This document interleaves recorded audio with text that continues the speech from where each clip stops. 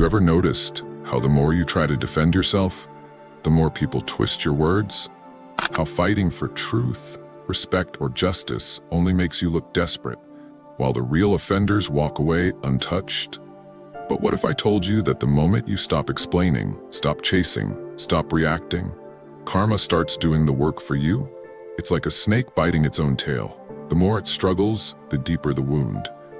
But when it stops fighting, nature takes over and healing begins. Or think of an echo in the mountains. What you send out eventually comes right back. That's how karma works. The lies they spread, the harm they cause, it all returns to them in time. Because while they're busy provoking, deceiving, and manipulating, you have a choice. Fall into their trap or step back and watch as karma writes the final chapter. And when you choose silence, that's when the weight of their actions finally falls back on them. That's when their own energy turns against them. So when do you step back and let karma handle what words never could? Stay with me, because the last one will shift your entire perspective. Let's get started. Number 1, when someone lies about you. Let's talk about one of the most frustrating situations. When someone spreads lies about you. It's tempting to fight back, to clear your name, to make sure everyone knows the truth. But here's the harsh reality. Defending yourself against lies often fuels more drama. The more you react, the more energy you give to the lie. The more you try to explain, the more people start questioning, even if they had no doubts before. Here's the truth. Some people don't care about what's real. They care about the reaction. The person lying about you isn't looking for the truth. They're looking for control. They want you rattled. They want you emotional. They want you caught in a battle where your every move becomes proof that the lie has weight. And if you engage, you're playing their game. This is where Stoic wisdom comes in. Marcus Aurelius once said, "If it is not right, do not do it. If it is not true, do not say it." This is the standard you must hold yourself to. Others may lie, others may deceive, but their actions do not define you. Your response does. Instead of wasting your breath defending yourself against falsehoods, let time and truth reveal everything. Because here's what people forget. Lies have an expiration date. Truth, on the other hand, is timeless. Let me share a story. A man I know, let's call him James, was accused of something at work that he never did. Rumors spread, people whispered, some coworkers distanced themselves. His first instinct to go around explaining, to make everyone believe him. But instead, he chose silence. He kept doing his work, stayed professional, and let his actions speak. Weeks later, the truth surfaced. The person who had spread the rumors had a history of manipulation. James didn't have to prove anything. The truth revealed itself, and because he never engaged in the drama, his reputation remained intact. How do you handle this? Firstly, trust in the long game. Lies may spread quickly, but truth lasts longer. Secondly, focus on your integrity. If you know who you are, the opinions of those who believe lies don't matter. Lastly, let karma do its job. People who lie about others eventually expose themselves through their own patterns. You don't need to chase them down. Life will handle it. At the end of the day, your silence is not weakness. It is control. When someone lies about you, don't lower yourself to their level. Stay grounded, stay patient, and remember, the truth always comes out, and when it does, you'll still have your dignity. Number 2, when someone betrays your trust. Let's talk about one of the hardest lessons in life, dealing with betrayal. Whether it's a friend who turns their back on you, a partner who breaks your trust, or someone you believed in who lets you down, betrayal stings in a way few things do. The first instinct, confrontation. You want to demand answers, seek an apology, or make them understand the damage they've caused. But here's the truth. Words won't change a betrayer's nature. If someone was willing to betray you once, chances are they've justified it in their own mind. They've convinced themselves their actions were necessary, excusable, or even your fault. No amount of reasoning will change that. If you try to explain, they'll twist your words. If you try to make them feel guilty, they'll find a way to make you the villain. That's why walking away in silence is the loudest response. This is where Stoic wisdom comes in. Seneca once said, "A gem cannot be polished without friction, nor a man perfected without trials." In other words, betrayal is painful, but it's also a test. It forces you to grow, to strengthen your boundaries, and to recognize who truly deserves a place in your life. The pain you feel isn't just suffering, it's a lesson. A lesson in self-respect, in detachment, and in letting go of those who were never meant to stay. Let me share a story. A woman I know, let's call her Sarah, had a best friend for over 10 years.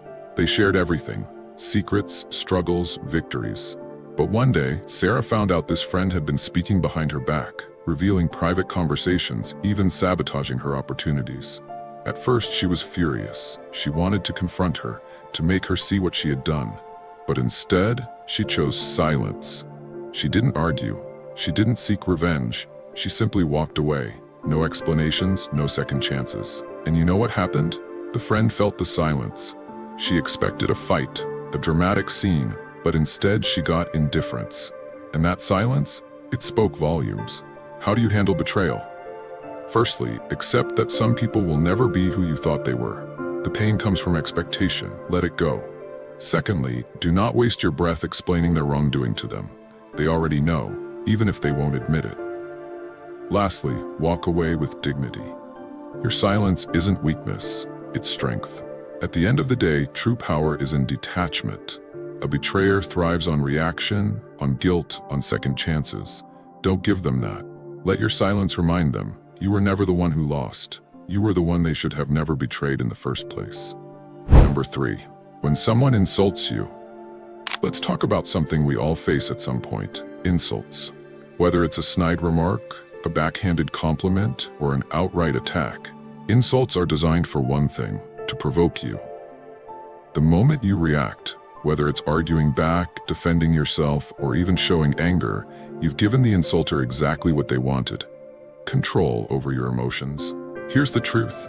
Responding to insults only gives them power. When someone insults you, they're fishing for a reaction. They want to see you upset. They want to feel like they got under your skin. But when you refuse to engage, when you remain calm, unshaken, and indifferent, that is when you win, because nothing frustrates an insulter more than being ignored. This is where Stoic wisdom comes in. Marcus Aurelius once said, "The best revenge is not to be like your enemy." Think about that. The moment you lower yourself to their level, you've already lost. If they're being petty, cruel, or disrespectful, why give them the satisfaction of seeing you stoop down to their game? Instead, take the higher path. Silence, self-control, and dignity. Let me share a story. A guy I know, let's call him David, was at a work event when a coworker, jealous of his recent promotion, decided to take a jab at him in front of others. Wow, guess they're handing out promotions to just anyone these days. The room went quiet, waiting for David to fire back. But instead, David simply smiled, made eye contact, and said nothing. Just silence. No anger, no defense. And you know what happened? The coworker looked uncomfortable. He had expected a reaction, maybe an argument, but instead, he was left standing there, exposed, while David kept his power. How do you handle insults? Firstly, recognize that insults say more about the person delivering them than about you. People who insult others are usually projecting their own insecurities. Secondly, understand that your silence is your strength. By not reacting, you show that their words hold no weight in your world. Lastly, carry yourself with confidence. When you respond with calm indifference, the insulter is left powerless. At the end of the day, you can't control what others say, but you can control how you respond. And sometimes the most powerful response is no response at all. Because silence, that's the ultimate proof that their words don't define you. You do. Number 4, when they play the victim. Let's talk about one of the most frustrating and manipulative behaviors, people who play the victim. You know the type, they twist the story, conveniently leave out their own actions, and make it seem like they were the ones wronged. It doesn't matter what actually happened. What matters to them is how they can gain sympathy, shift blame, and make others see you as the problem. And the more you try to defend yourself, the more you look like the villain. Here's the truth. Some people don't want resolution. They want attention. They don't care about honesty. They don't care about fairness. Their goal isn't to fix the situation, it's to control the narrative. And if you engage, if you argue, explain, or try to prove your side, you're playing right into their hands. This is where Stoic wisdom comes in. Epictetus once said, To complain is always non-productive and never appropriate. And that applies perfectly here. When someone plays the victim, they're not looking for solutions. They're looking for an audience. Let karma expose their manipulation. Because the truth, it always comes out. Maybe not today, maybe not tomorrow, but eventually, people see patterns. They'll notice how this person always seems to be the victim in every situation. And that's when the act falls apart. Let me share a story. A woman I know, let's call her Rachel, had a coworker who constantly played the victim. Whenever she was confronted about something, she'd twist the situation and say things like, "I can't believe you'd accuse me of that. I would never hurt anyone." She made sure to cry in front of the right people, making Rachel look like the bad guy. At first, Rachel tried to defend herself. She explained the facts, showed proof, even tried to have a logical conversation. But the more she tried, the worse it got. The coworker thrived on the drama, turning every response into more proof that she was being attacked. So Rachel did something different. She went silent. No more defending, no more reacting. She simply let time reveal the truth. And sure enough, it did. Over time, others started noticing the same patterns. The coworker played the victim one too many times, and people stopped believing her. The same manipulation tactics that once worked became obvious, and eventually, her credibility crumbled. How do you handle someone who plays the victim? Firstly, don't argue. The more you try to prove yourself, the more you feed their story. Secondly, stay calm and detached. Let their own behavior expose them. Lastly, trust karma. People who constantly manipulate and twist the truth will always reveal themselves in time. At the end of the day, silence is your power. Let them talk. Let them spin their version. Let them play their game. Because in the end, the truth doesn't need your defense. Time will do that for you. Number 5, when they ignore your worth. Let's talk about one of the most painful but important lessons in life. Being undervalued. Whether it's in relationships, friendships, or even at work, there comes a moment when you realize that someone isn't seeing your worth. You give, you support, you show up. But instead of appreciation, you get indifference. Instead of respect, you get taken for granted. And the natural instinct, to fight for their recognition, to prove your value. But here's the truth. Begging for recognition lowers your value. The more you chase, the less they respect you. People don't appreciate what's always available. They don't value what they believe they'll never lose. And that's why silence is your greatest weapon. When you stop proving, stop chasing, and stop trying to make them see your worth, something shifts. Suddenly they feel the absence of what they took for granted. Silence forces them to see what they lost. This is where Stoic wisdom comes in. Seneca once said, "Time discovers truth." And that's exactly what happens when you walk away with dignity. The truth reveals itself, not through words, not through arguments, but through absence. The people who truly valued you will notice. The ones who didn't, they were never meant to stay. Let me share a story. A man I know, let's call him Jake, was always the one making efforts in his relationships. Whether it was with friends or coworkers, he was the person who checked in, who showed up, who made people feel valued. But over time, he noticed something. The effort was one-sided. If he didn't reach out, days, even weeks would pass without a word. If he didn't initiate, no one did. And that's when it hit him. He wasn't being valued. He was being convenient. So Jake made a choice. He stopped chasing. No dramatic exits, no angry speeches, just silence. And you know what happened? The people who truly cared reached out. The ones who only saw him as an option, they disappeared. And that was his answer. How do you handle being undervalued?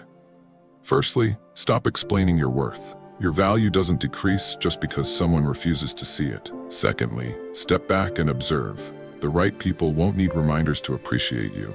Lastly, let time do the work. When you walk away with silence, you give others the opportunity to realize what they lost.